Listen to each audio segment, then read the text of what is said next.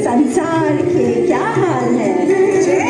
जय हो, बढ़िया चल रहा है। मनुष्यों की इच्छाएं तो इतनी बढ़ती जा रही हैं कि इच्छा पूर्ति के लिए पूजाएं हो रही है, देवी देवताओं को प्रलोभन दिए जा रहे हैं, इच्छा पूर्ति के वरदान मांगे जा रहे हैं। मिथ्यात्व।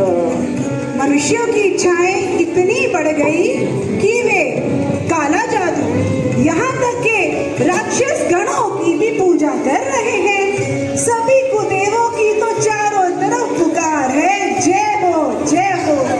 घोर मिथ्यात्व। बड़े सर्वश्रेष्ठ है चतुराई में नारद मुनि, आप सही करने योग्य बात सामने रख ही दी। सही बात जरा विस्तार से समझाइए। चलिए आज हम सभी चर्चा करते हैं सम्यक दर्शन की। सम्यक दर्शन, यह तो जैनियों के मुंह से सुन रखा है। बिल्कुल सही। सम्यक दर्शन मोक्ष मार्ग की पहली सीढ़ी। मोक्ष, हाँ, जीव का इच्छाएं, राग, द्वेष, जीवन, मरण आदि से ऊपर उठना, संसार के इस काल चक्र से बाहर निकलना ही मोक्ष है। और कौन सी सीढ़ी चढ़नी होगी इंद्र महाराज? मोक्ष पाने के लिए सम्यक दर्शन के पहली 8 अंगों के नियमों का पालन करना होगा। जय हो इंद्र महाराज। जब तक मिथ्यात्व है संसार तो चलता ही रहेगा, अनादिकाल से चल रहा है, अनादिकाल तक चलता ही रहेगा। हे नारद मुनि, हमें इस काल चक्र से बाहर निकलने के लिए मोक्ष पाना है। और यह मिथ्यावाद क्या है? मिथ्यावाद यह तो उस गहरे अंधेरे कुएं की तरह है जहाँ पर जीव निरंतर इच्छाओं में जन्म मरण करता हुआ संसार के काल चक्र में निरंतर घूमता रहता है। और यह सम्यक्तवाद क्या है महाराज? सम्यक्तवाद वह तो उस प्रकाश की तरह है जो मिथ्यावाद के गहरे अंधेरे में सूर्य के उजाले की तरह सम्यक्त्व के रूप में मोक्ष का मार्ग दिखलाता है। ओहो, ऐसा? तो फिर क्या किया जाए सम्यक धारण करने के लिए? हमें चाहिए मनुष्य शरीर। क्या सिर्फ मनुष्य शरीर से ही मोक्ष मिल जाएगा? हाँ, मनुष्य शरीर में ही पुरुष वर्ग ही जैन धर्म के संपूर्ण नियमों का पालन करते हुए मोक्ष पद को प्राप्त कर सकते हैं। और इस जीव को क्या कहीं भी सम्यक तो प्रकट कर सकता है? हाँ, जीव कहीं भी हो, चाहे देवलोक, पृथ्वीलोक या पाताल लोक, वहाँ पर अपने पूर्व कर्म के अनुसार सम्यक्त्व तो प्रकट कर सकता है, परंतु इस मनुष्य शरीर के बिना वह तप नियम आदि का पालन नहीं कर सकता, इसीलिए वह कोई फल नहीं पा सकता। हम यहाँ देवलोक में सिर्फ हमारे अच्छे कर्म किए हुए का फल भोग रहे हैं। ओहो, ऐसा? लेकिन जीव मोक्ष मार्ग पर चले कैसे? मनुष्य के शरीर में धारण की हुई आत्मा के द्वारा जीव नियम और तप करके सम्यक दर्शन के मार्ग पर चलकर मोक्ष की ओर बढ़ सकता है। और ये अंग और नियम कौन से हैं? जरा विस्तार से समझाइए इंद्र महाराज। चलिए हम सभी देखते हैं सम्यक दर्शन के पहले 4 अंग नृत्य और गायन के रूप में दिखाया जाए। जी महाराज। नमोकार मंत्र पर सच्ची श्रद्धा।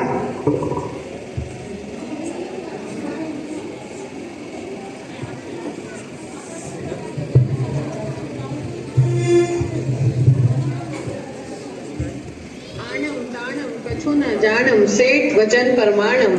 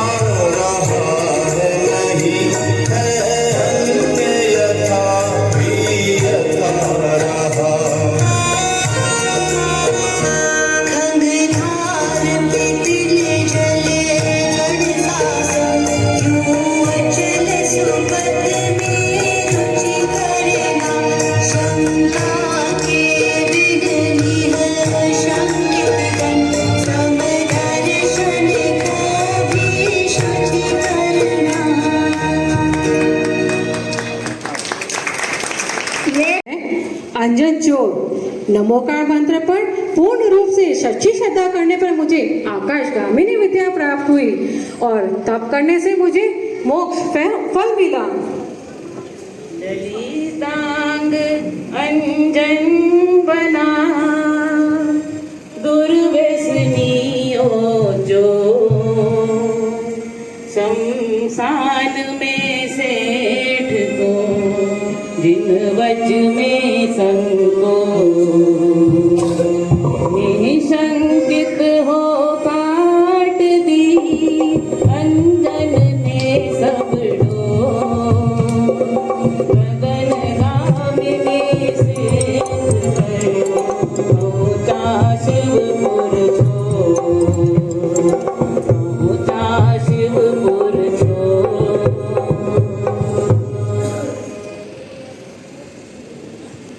दूसरा अंग है निकांक्षा, व्रत के पालन की महिमा।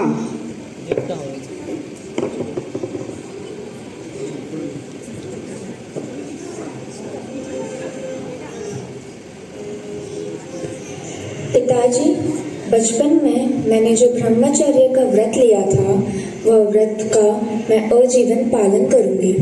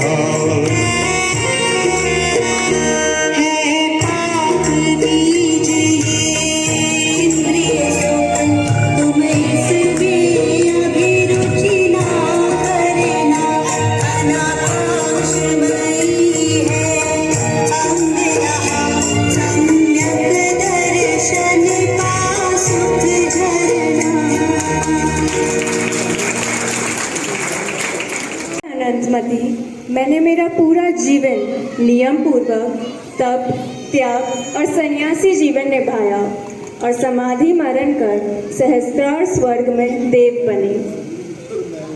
यौवन और सौंदर्य में अनंत मति बेजोड़, मुग्ध हुए सब रूप पर नहीं सके व्रत तोड़।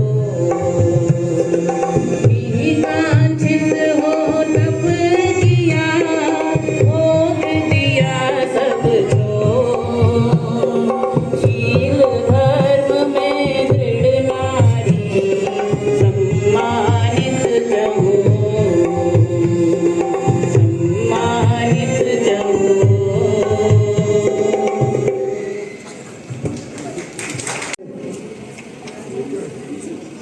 नील दीक्षा अंग सम्यकधारी तपस्वी और मुनियों के गुणों की पूजा पर ध्यान और शरीर के दोषों का दुर्गंध पर नहीं।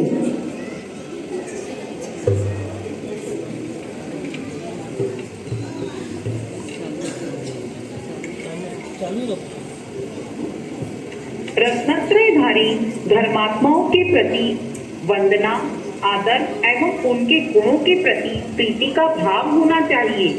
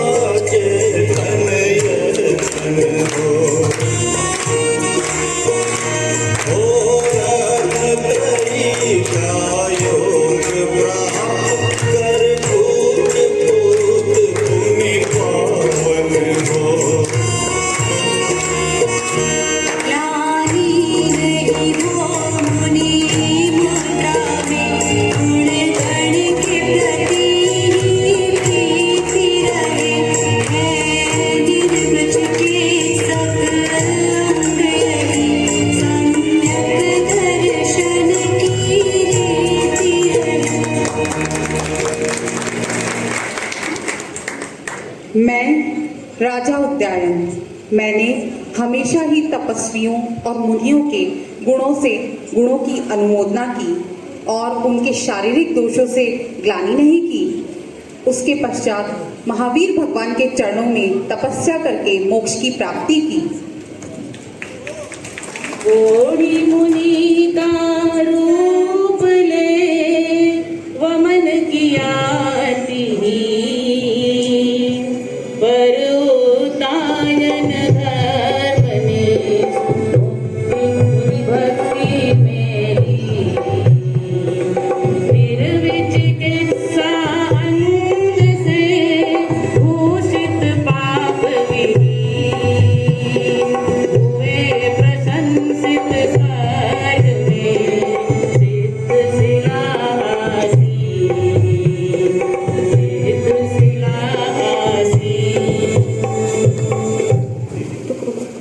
चौथा अंग अमूढ़ दृष्टि। जिनवाणी में लिखे हुए हर एक अक्षर पर विश्वास और उसे अटल सत्य मानकर पालन करना, यही है अमूढ़ दृष्टि।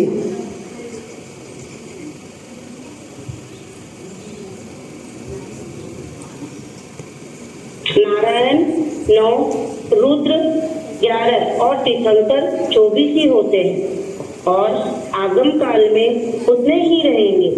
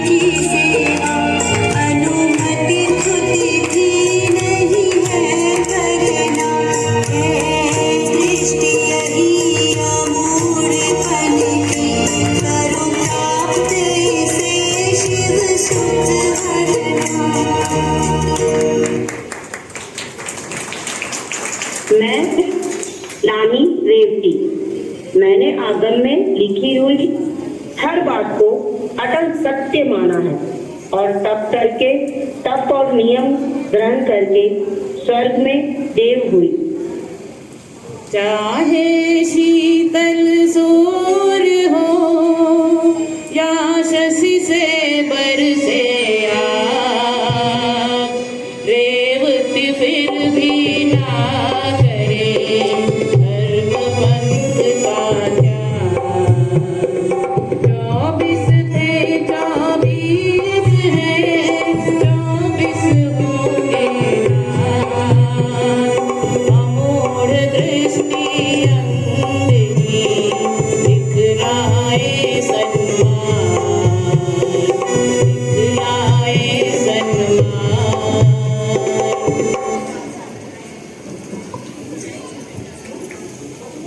इंद्र तथा नारद मुनि का संवाद देखिए।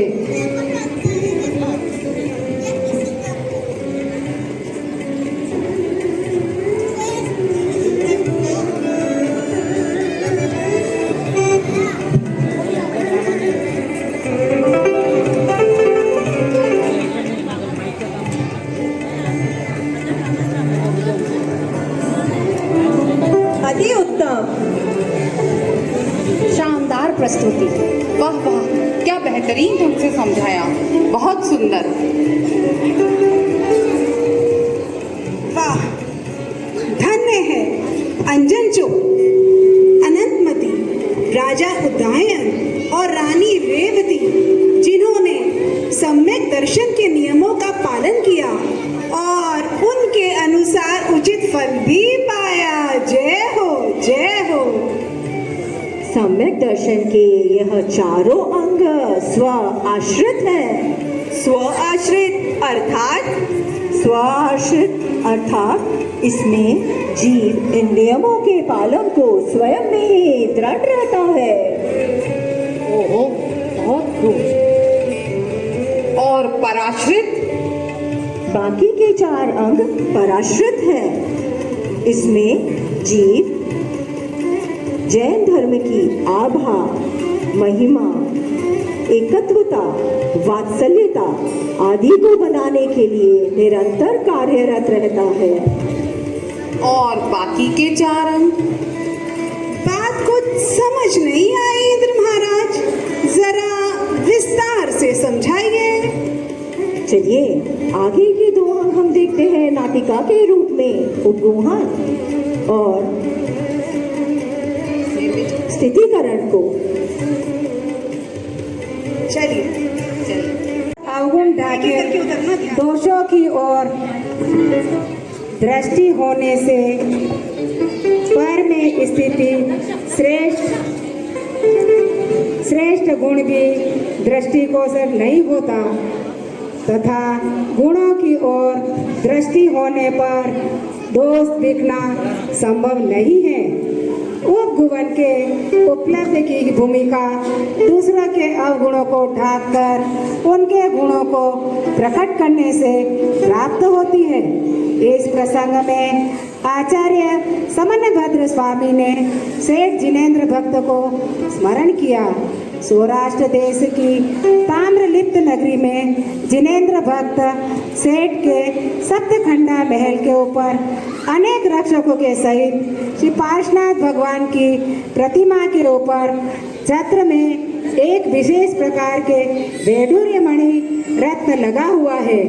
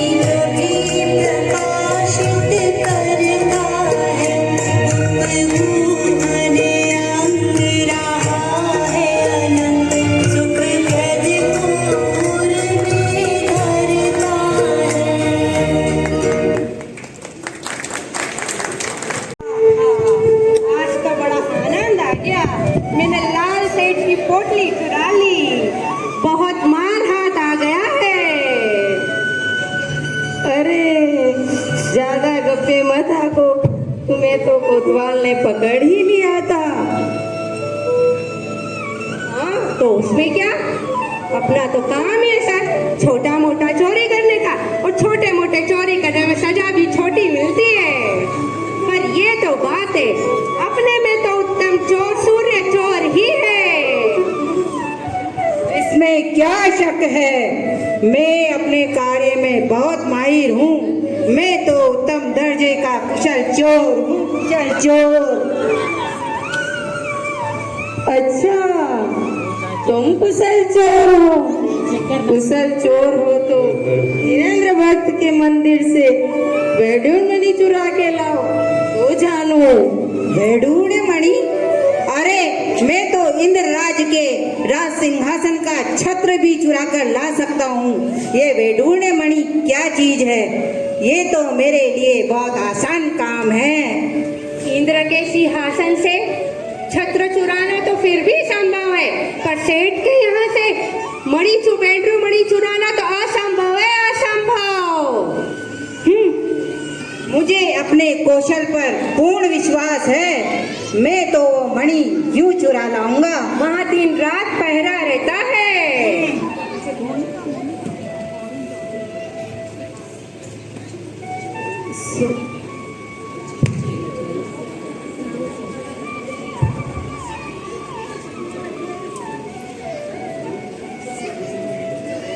सूर्य चोर में बहुत गुण थे, वाक्पटुता में भी वह निपुण था।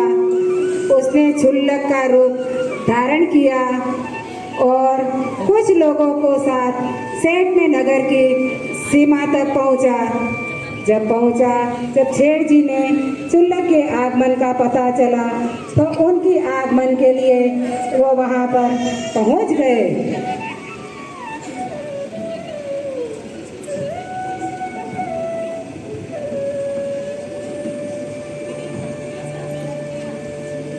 इच्छामी महाराज,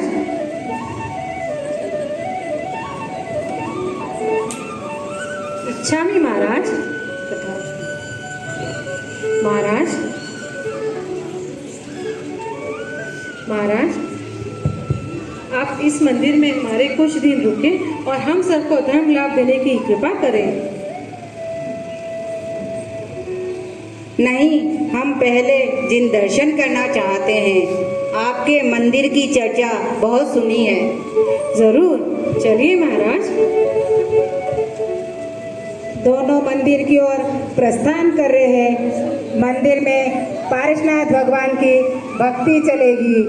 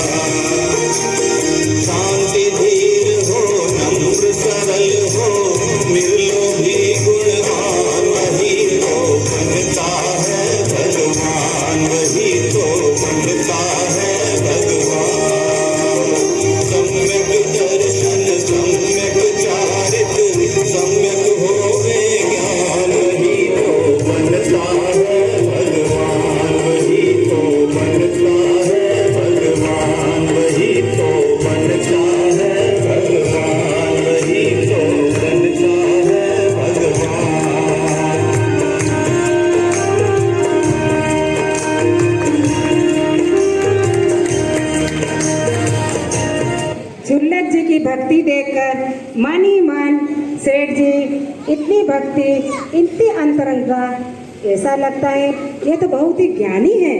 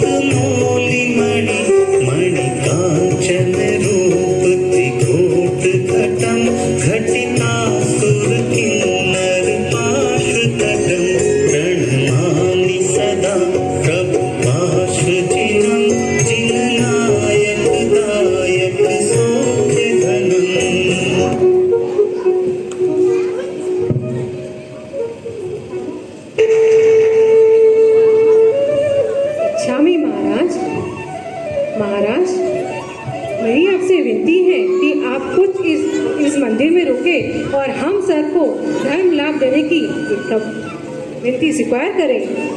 हम तो सदा विहार करने वाले साधु हैं। नदी में जब तक प्रवाह होता है तभी तक जीवंतता रहती है। जैसे ही प्रवाह अवरुद्ध हुआ वहाँ विकृति आ जाती है। लेकिन अब जब हम यहाँ आ ही गए हैं तो आपके आग्रह पर धर्मोपदेश अवश्य देंगे। महाराज, आपकी भक्ति भावना देखकर तो मैं भाव विभोर हो गया हूँ। मेरी आपसे विनती है कि आप जिन भगवान की भक्ति का प्रस्ताव स्वीकार करें और कुछ दिन इसी मंदिर में रुके। मैं अभी आपके यहाँ रहने की व्यवस्था कराता हूँ। ओह, इतने भव्य जिन मंदिर की सेवा, ये तो मेरा अहो भाग्य है। स्वामी महाराज,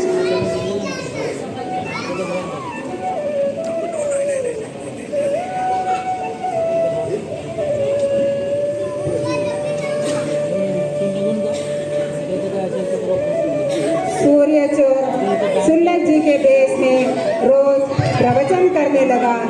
वहाँ अपने ज्ञान और वाक पटुता से लोगों को प्रभावित करने लगा। और एक दिन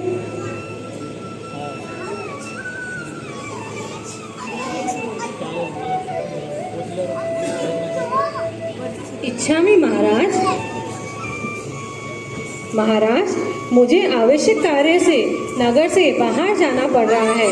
मेरी आपसे विनती है कि मेरे लौटने तक आप इस मंदिर में रुके और पूर्ण व्रत प्रवचन का लाभ देते रहें। आप निश्चिंत रहें सेठ जी और आराम से जाइए। इच्छामी महाराज।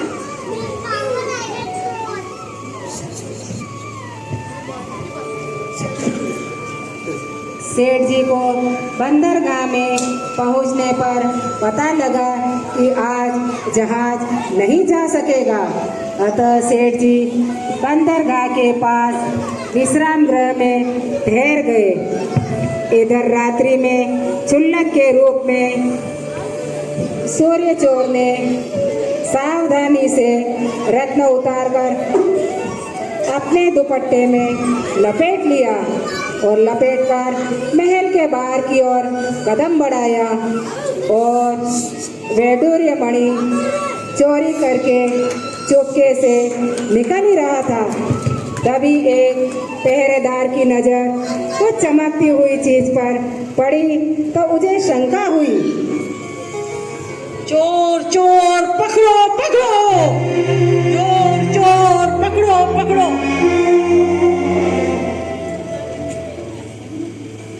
पहरेदार की आवाज सुनते ही सूर्य चोर भी भागने लगा। भागते भागते उसी विश्राम गृह में जा पहुंचा जहां सेठ जी विश्राम कर रहे थे। सेठ जी ने सूर्य चोर को आश्चर्य से देखा।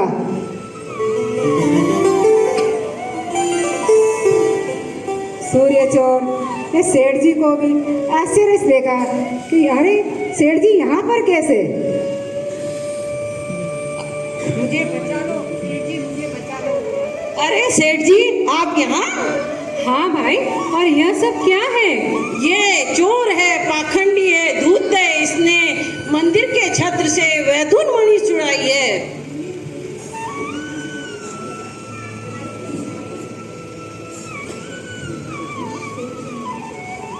सेठ जी मन ही मन में सोच रहे हैं। शुल्लक का वेश धारण कर मेरा विश्वास पात्र बनकर धर्म की आड़ में मात्र चोरी के निमित्त से ही मेरे महल में आया था।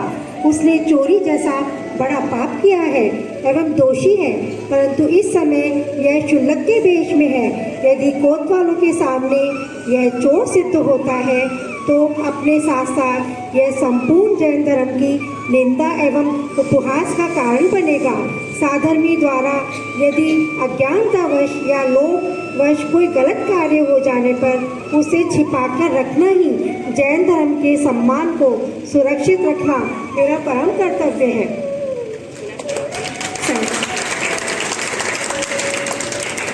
सैनिकों, आपसे भूल हो रही है। मैंने ही इन्हें मंदिर के छत्र से वैंड्य मणि रत्न लाने को कहा था।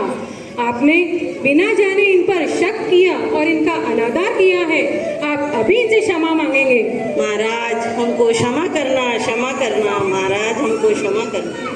मुझे क्षमा करें सेठ जी, मुझे क्षमा करें। मुझे आज आपके कारण ही ये जो जीवन दान मिला है, मैं आज ही ये शपथ लेता हूँ कि मैं आज से और इसी क्षण से इस क्षुल्लक रूप के अनुसार व्रती बनूंगा और जैन धर्म का पालन करूंगा। मुझे क्षमा करें सेठ जी, मुझे क्षमा करें। तत्पश्चात सूर्यचोर ने क्षुल्लक के व्रत को अंगीकार किया और अपना जीवन बिताया। क्षुल्लक जी के पाप को सेठ जिनेंद्र छिपाए, तर्क युक्ति आगम सहित पुनः मार्ग में लाए। नहीं धर्म धार्मिक बिना उपगोहन अनिवार्य, पापी से नहीं पाप से विराम धर्म सिखाए, विराम धर्म सिखाए।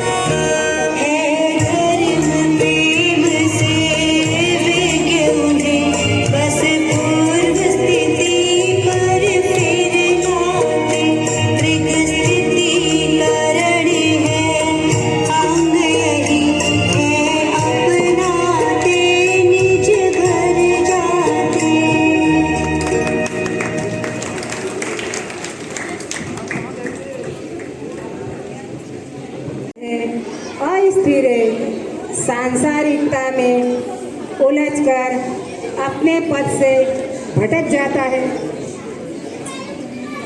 चंचल मन को स्वयं में स्थित कर स्थिति तरग हो जाने का नाम ही स्थितिकरण अंग है।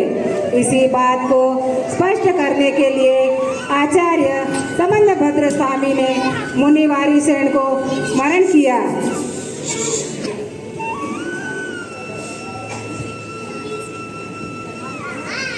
राजा श्रेणी का दरबार लगा हुआ है और राजा अपने मंत्रियों को संबोधित कर रहे हैं।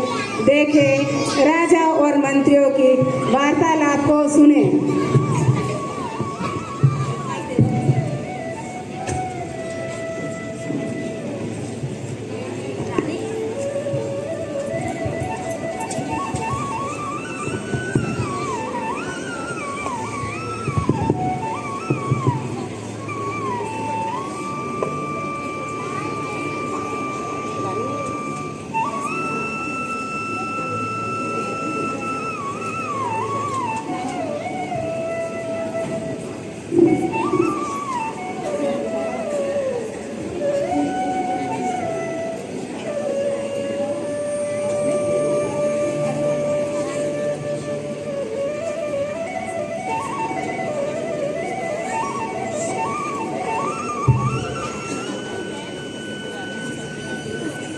मंत्रीगण, आज मैं अपने पुत्र वारिसेन के राज्याभिषेक के बारे में आप सबकी उचित राय जानना चाहता हूँ। राजकुमार वारिसेन, वह तो हर तरह से यह पद ग्रहण करने योग्य है महाराज। और हाँ, वे अत्यंत ही धार्मिक प्रवृत्ति के हैं महाराज। वे न्याय धर्मी है महाराज, वे उत्तम सैनिक भी हैं और वे उत्तम श्रावक भी हैं महाराज।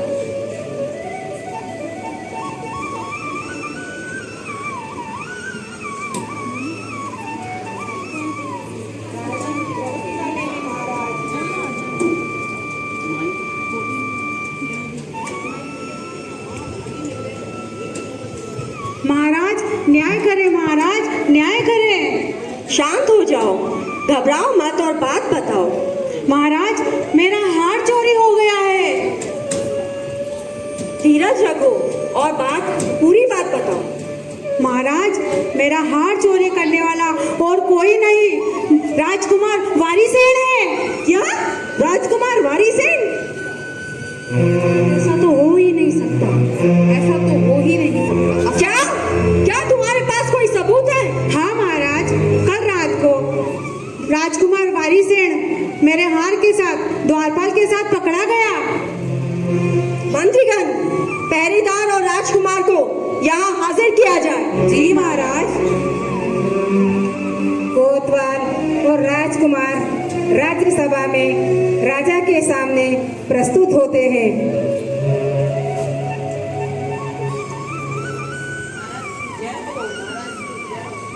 पहरेदार, सविस्तार पूरी बात बताओ। महाराज, कल रात्रि में हम सेठ के घर के बाहर खड़े थे, तभी हमें एक चमकती हुई चीज भागती हुई नजर आई। हम उसके पीछे पीछे शमशान भूमि चले गए। शमशान भूमि में जो हमने देखा महाराज, वो अविश्वसनीय था। उस वहाँ पर राजकुमार वारीसेन खड़े थे और उनके पास ये हार गिरा पड़ा था। आपस में बुदबुदाते हुए सभी राज दरबारी, अरे ये कैसे हो गया? अविश्वसनीय। मैं तो पहले ही जानता था। असंभव, ऐसा हो ही नहीं सकता। देखो इस नीच पापी को, जो शमशान में जाकर ध्यान लगाता है और लोगों को यह बताता है कि यह कितना धर्मात्मा है, पर ये सबको धोखा देता है। मैं इसे राज सिंहासन पर बैठाकर संसार का अधीश्वर बनाना चाहता था, पर ये तो इतना नीच निकला। अब चंडाल, मंत्रीवर, चंडाल को आज्ञा दीजिए कि इस नीच का मस्तक धड़ से अलग किया जाए। जी महाराज। चांडाल हाजिर होते हैं। महाराज की आज्ञा से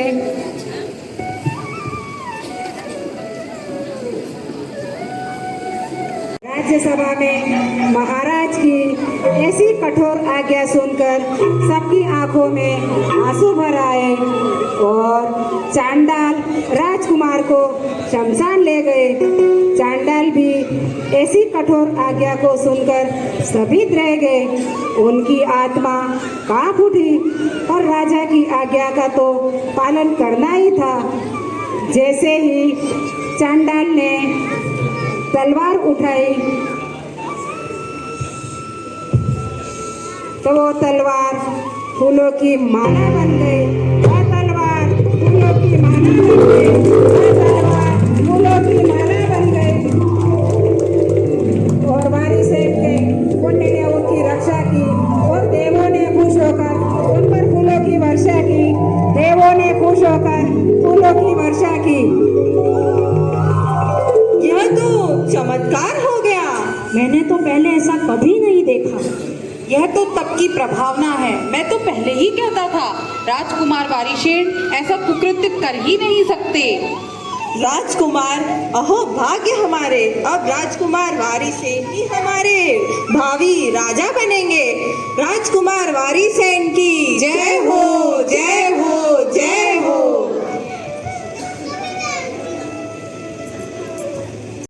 अलौकिक घटना को सुना तो उन्हें अपने विचारों पर बहुत पश्चाताप हुआ।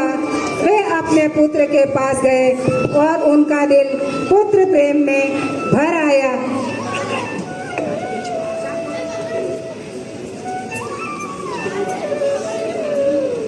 पुत्र, मेरी मूर्खता को क्षमा कर दो, मुझे माफ कर दो।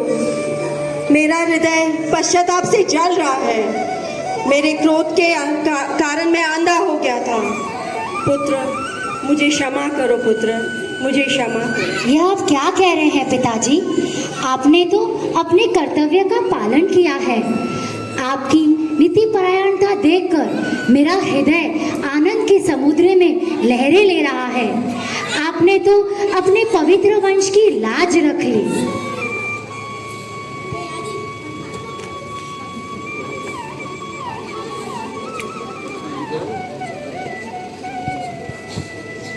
राजा, मुझे अभयदान दीजिए, मुझे अभयदान दीजिए। तुम कौन हो? मैं चोर हूँ। यह चोरी मैंने की है। राजा, राजकुमार, पवित्र आत्मा राजकुमार वाणिसन सर्वदा निर्दोष हैं। उस नीच पापीन वेश्या के चक्कर में आकर के यह नीच कार्य मुझसे हो गया। राजन, इसे क्षमा कर दीजिए पिताजी, मैंने भी दिल से इसे क्षमा कर दिया है। ठीक है, तुम कहते हो तो इसे क्षमा कर देता हूँ। पुत्र, अब तुम घर चलो। तुम्हारी माता तुम्हारे वियोग में बहुत दुखी है। नहीं पिताजी, मैंने अब संसार की लीला देख ली। अब मैं घर न चलकर जिन भगवान के चरणों का आश्रय ग्रहण करूंगा। अब मैं जिनेश्वरी दीक्षा लूंगा। वारिसेन एक तपस्वी बनकर बड़ी दृढ़ता के साथ चरित्रता का पालन करने लगे और भ्रमण करते हुए विलासपुर नगर में पहुँचे।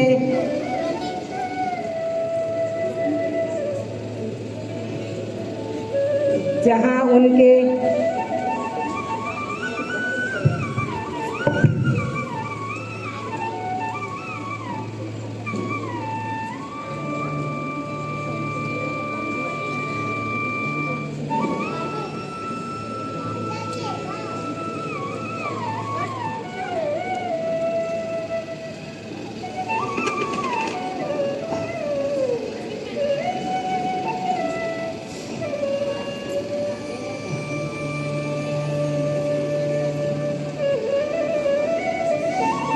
उनके बचपन का मित्र पुष्पटाल रहता था। पुष्पटाल ने नवदा भक्ति से मुनि वारिसेन को आहार दिया और आहार के पश्चात उन्हें छोड़ने के लिए अपनी पत्नी सौमिल्या से पूछकर उनके साथ लिए। सोमिला, मैं इनको छोड़ के आता हूँ। पुष्पटाल को विश्वास था कि थोड़ी दूर जाने पर मुनि वारिसेन उन्हें वो वापस लौट जाने को कहेंगे, पर ऐसा नहीं हुआ। इसके विपरीत पुष्पटाल की कल्याण की इच्छा से उसे वैराग्य का उपदेश दे दिया। उसे मुनि दीक्षा दे डाली। पुष्पटाल मुनि हो गए और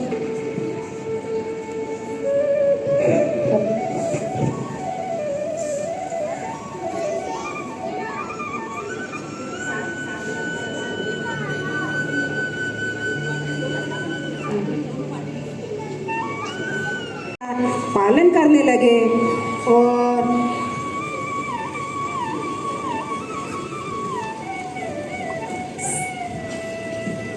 शास्त्रों का अभ्यास करने लगे।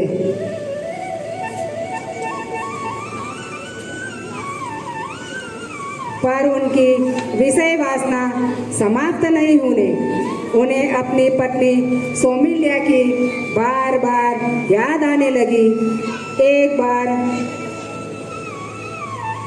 जब दोनों मुनि विहार कर रहे थे तो रास्ते में एक महिला गाना गा रही थी। पति के वियोग में पत्नी की दशा का वर्णन उस गीत में है।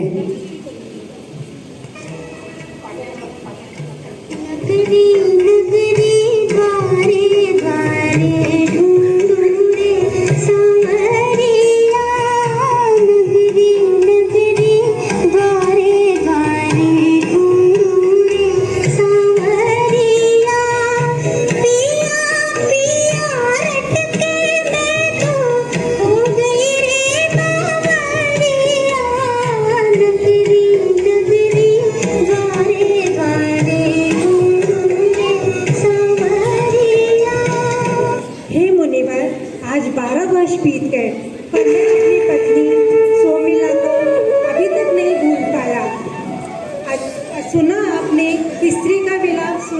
आपने जब कोई व्यक्ति घर से बाहर प्रवास के लिए जाता है तो उसकी स्त्री खिन्न होकर मैली कुचैली से बैठी रहती है, और मैंने तो अपना घर ही छोड़ दिया। मेरी पत्नी शर्मिला पर क्या गुजरी होगी, इसलिए मुझे अपने घर वापस जाना ही होगा। मुनिवारी सेन ताड़ गए कि गीत सुनकर पुष्पडाल के मन में पत्नी मोह का भाव जाग उठा। उन्होंने इसका स्थिति कारण निदान करना आवश्यक समझा। हे मुनि पुष्पडाल, आप एक बार रत्नग्रही नगरी चले, यही मेरी आपसे विनंती है। ठीक है मुनिवर, पहले आपकी नगरी ही चलेंगे। वारिसेन मुनिराज ने अपने आने की खबर रानी चेलना को दी।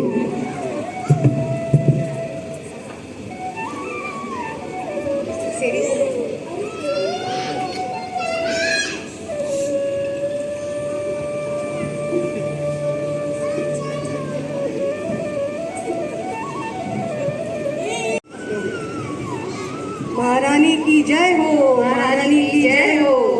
कहो सखी, कैसे आना हुआ? महारानी जी, आपके पुत्र वारिसेन मुनिराज राजग्रही नगरी में पधार रहे हैं। उन्होंने कहलवाया है कि वे सीधे ही अंतपुर में प्रवेश करेंगे, इसलिए सभी रानियों को पूरे श्रृंगार के साथ तैयार होकर रहने को कहा है। ऐसा? उन्होंने तो मुनि दीक्षा ले चुकी है, फिर ये संदेश क्यों? अवश्य ही इसमें कोई रहस्य है।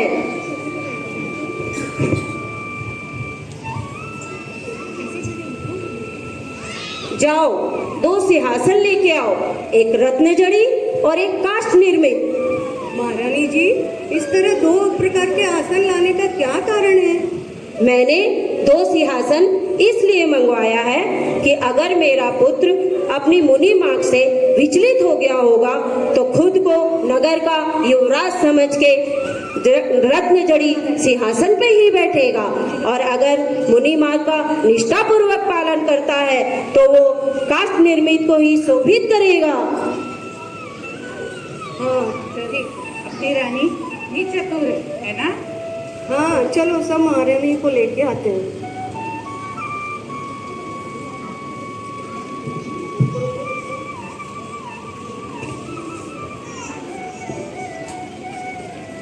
नमोस्तु स्वामी, आसन ग्रहण कीजिए।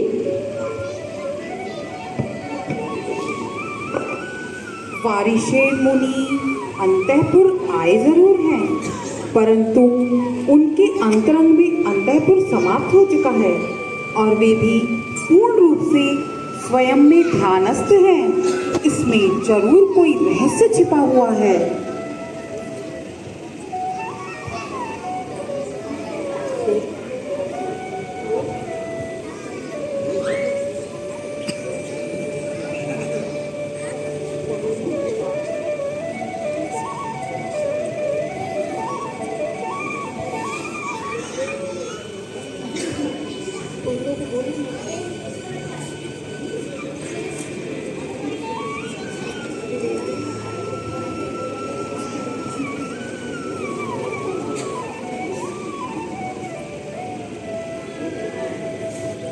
हे मुनि पुष्पडाल, यह वह रानियां हैं जिनका मैं त्याग कर चुका हूँ। आप इनमें से जिसे चाहे उसे चुन सकते हो।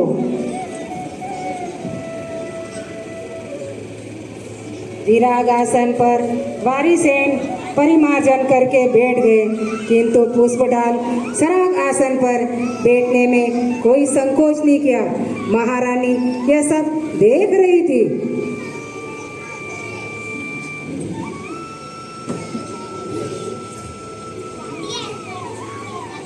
वारिसेन मुनि अंतःपुर आए जरूर हैं, परंतु उनके अंतरंग में अंतःपुर समाप्त हो चुका है और वे पूर्ण रूप से स्वयं में ध्यानस्थ है। इसमें जरूर कोई रहस्य छिपा हुआ है। इसमें जरूर कोई रहस्य छिपा हुआ है।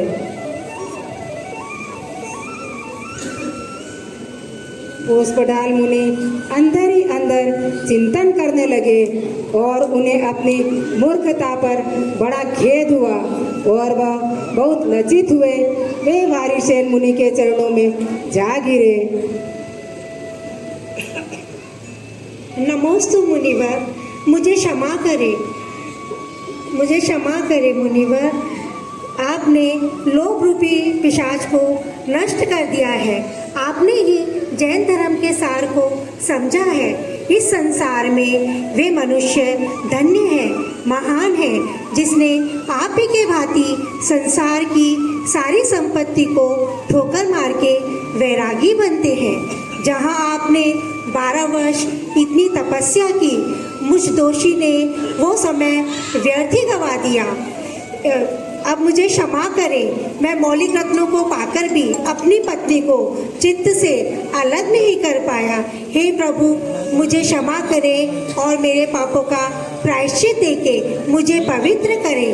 अब मैं तब के लिए ही ज्ञान करना चाहता हूँ, परमात्मा के लिए ही तप करना चाहता हूँ। हे मुनि पुष्पडाल, धीरज रखिए, इतना दुखी ना होइए।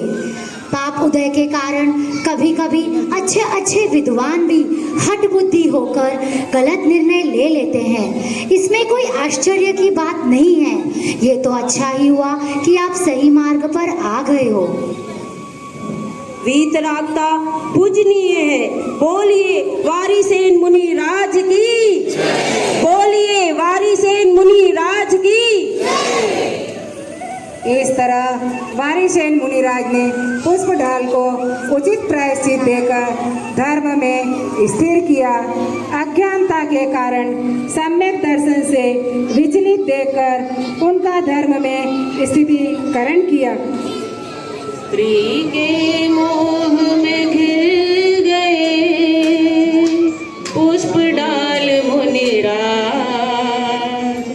बाल सखा संग चल दिए वारिसेन महाराज। निज का वैभव दिखलाया स्थितिकरण के बाद, पुनः मार्ग पर से किया रतिव्रती की लाज, रतिव्रती की लाज।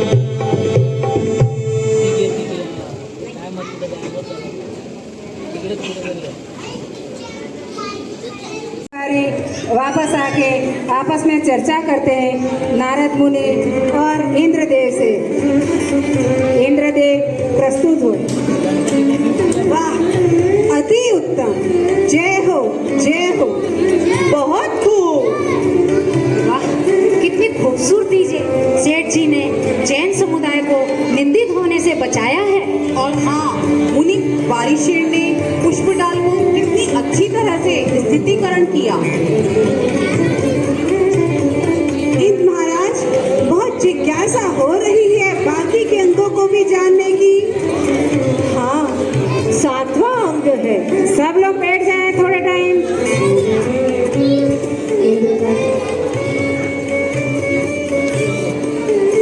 हाँ, 7वां अंग है वात्सल्यता। और यह कहानी है मुनि विष्णु कुमार की, जिन्होंने अपनी रिद्धि सिद्धि का उपयोग सिर्फ तब किया जब उन्होंने 700 मुनियों को उपसर्ग से बचाना था। धन्य है मुनि विष्णु कुमार और उनकी वात्सल्यता। अच्छा, जैन धर्म में भी रिद्धि सिद्धि होती है? हाँ हाँ, बिल्कुल होती है। धन्य है जैन धर्म और जैन धर्म के अनुयायी। जय हो जय हो जय हो जय हो। और 8वां अंग? 8वां अंग है वात्सल्य, धर्म प्रभावना। और यह कहानी है रानी उर्मिला की, जिन्होंने धर्म प्रभावना के हेतु रथ यात्रा का आयोजन किया, जिसके लिए वह मुनि वज्रनामा के पास गई और उनके आशीर्वाद से बहुत ही खूबसूरती से रथ यात्रा निकली। जय हो जय हो, जैन धर्म के 8 अंगों की जय हो जय हो जय हो जय हो।